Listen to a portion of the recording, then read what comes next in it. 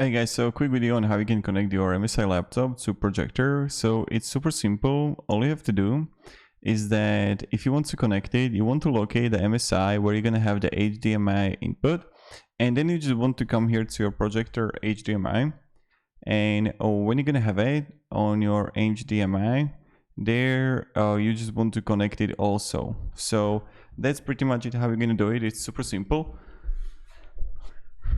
So thank you very much for watching, and that's how you're gonna connect the MSI laptop, so with the HDMI. Or maybe you're gonna have VGA on your projector but HDMI on your MSI.